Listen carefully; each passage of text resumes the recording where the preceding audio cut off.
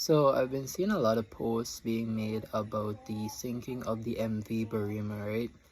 And honestly, it's really sad because like my heart really breaks for some of the people who are on board, who lost their lives, and then even some of the survivors who would have probably lost children or loved ones.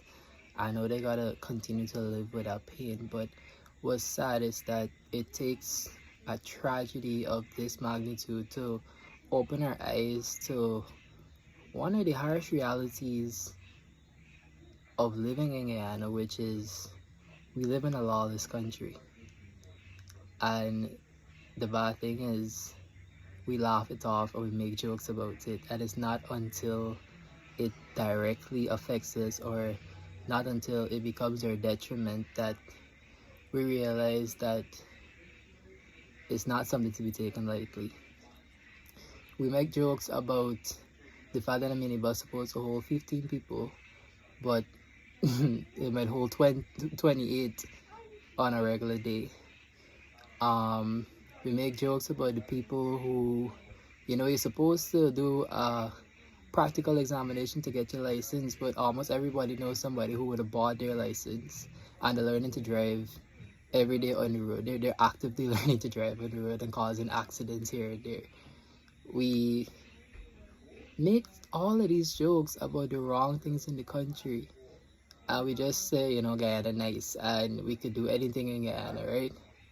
Until it becomes something that we're directly affected by. Now, there are people in charge of making sure that the conditions on board are a certain way, making sure that there are certain checks and balances being done before the MV Barima sets sail. However, when we look at the news, we see that the ship was in terrible condition. It was overloaded, and the manifest doesn't even have the names of half of the passengers on board. And it comes back to what I was saying, it's a lawless country, because I'm sure it's not only that day that happened, it's probably been going on for years, and people would have known about it, and we would have been laughing it off and being like, there's how them things go, them ship, there's always trying to make extra money, they're always overloaded, and we just laugh it off, we just talk, but no, those things are wrong.